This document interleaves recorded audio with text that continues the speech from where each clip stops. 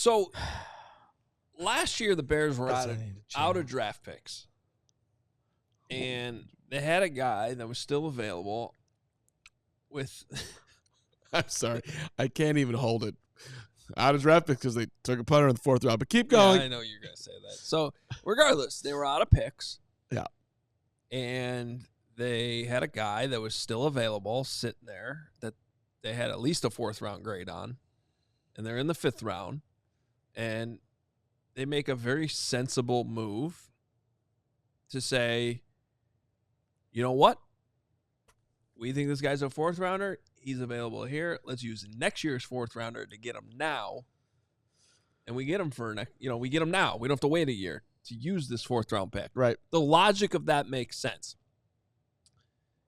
If the player works out. Yeah, I was going to say, if he's any good. If the player works out. Because now is the time where you are going towards another draft and you don't have a 4th round pick. I was actually a little teaser for you guys. I'm working on Bears Mock Draft 2.0. I was working on it this morning. No 4th round pick. That's right. No 4th round pick because they used it to draft Austin Booker last year. Austin Booker looked like a excellent draft pick in the preseason. And I still like him as a developmental prospect and can't wait to see, what he looks like this year, including, how much weight he's put on, how much muscle he's put on. But predictably, as we talked about during the preseason last year, got to the regular season, and it was a different story, right? You're going up against starters the whole way, best left tackles, right tackles in the league, and when you're standing 6'6", 245 pounds, that could be a problem in the NFL. And so at this point, the question is, we don't know. Is this going to work out for Austin Booker? But I find him to be, I would put him on my list of most intriguing players to watch this summer. Just in terms of, okay, when he comes in, how much more does he weigh? Does he fit this defense? Dennis Allen, we've talked about this a lot. He likes his long, bigger defensive ends. Well, he's 6'6". He's got the wingspan. Right. But go ahead and look up Cam Jordan. Go ahead and look up Trey Hendrickson. We're talking about guys that are 30 to 40 pounds heavier than what Austin Booker was last year. So he's got to come back probably bigger and then show that he still has the same explosiveness when he gets there. And if he does, and he's added more to his pass rush arsenal, I think the Bears could be in really good shape with Montez Sweat, Dayo Dangbo, and Austin Booker all in there, creating some of those waves of pass rushers that Ryan Poles himself said the Bears got to find.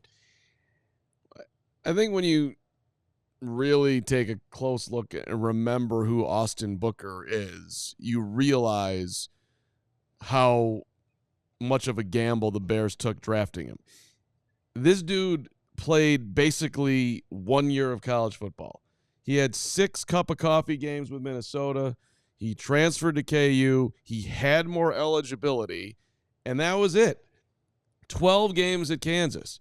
So, which to me is just wild that he decided that I can come out after 1 year at that weight. But he did. Significantly underweight, but with a lot of talent.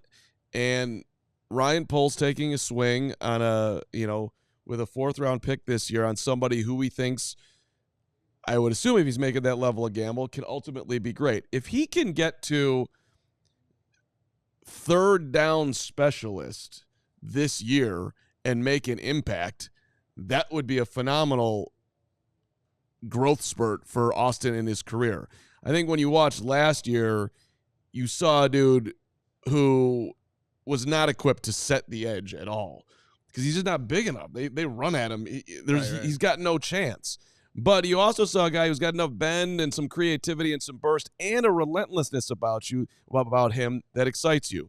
But, just to me, it's like, this guy, he needs to be in the gym 5 times a day. He's got to dial up Kobe Bryant to get to where he needs to get to if he's going to be successful in the NFL. Well, I think that the Bears kind of showed their hand a little bit here already by signing Dio Dangbo. And so I think that shows you a little bit to because we all understand they have number 10 pick. They've got 2 second-round picks. So they could have said, hey, we're good with Austin Booker. He's in his second year, and we're going to draft some defensive linemen and add to that room through youth. But instead, they signed Dio Dangbo. Yes, you need waves of depth so Austin Booker can be that guy. I'm with you, Carm. If he can be a third down specialist, it's the same thing. I kind of put him and Karan Amagaji in the same box. They're welcome to live outside of that box, but I just think that you have to try to be realistic about what they can be. Hey, you don't put a cap on any player. If they play outside of what it looks like their potential is, Karan Amagaji, potentially a swing tackle, Austin Booker, a rotational defensive edge that is somebody that comes in at third downs. If they play outside of that, great.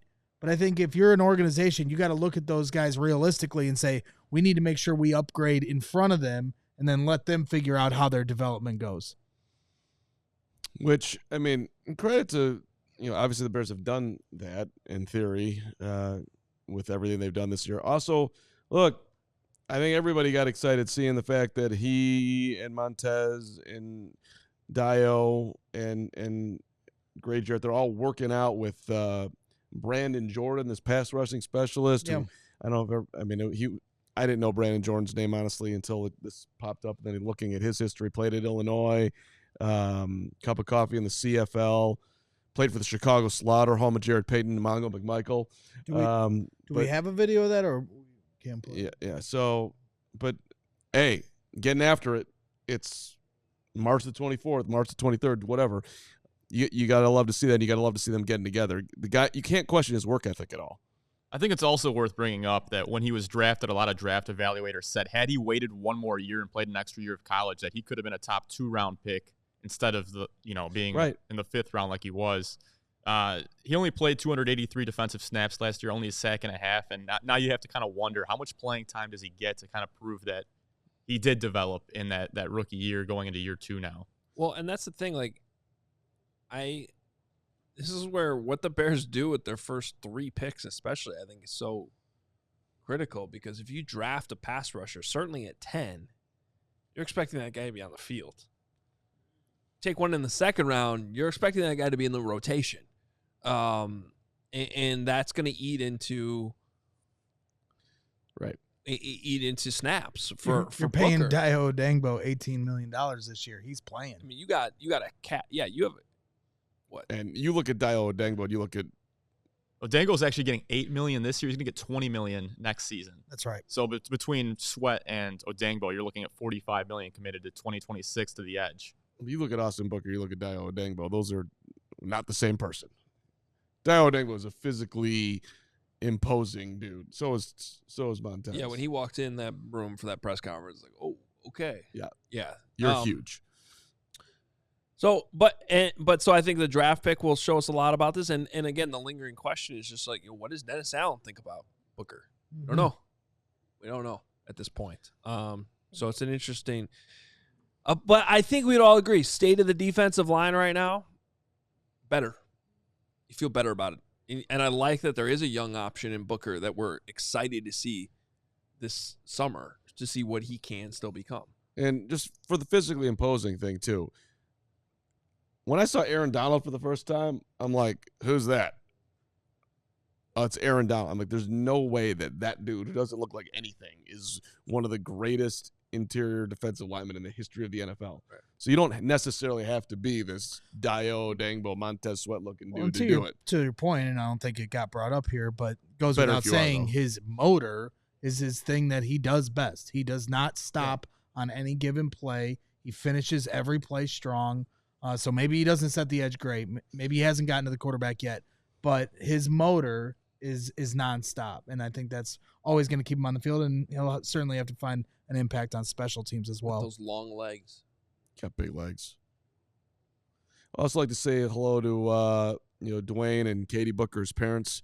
They did a great job getting Austin to this point, and also his 2 siblings, Ariana and Aubrey. Karmapedia. Hashtag Karmapedia. All right. We all silly like the mayor.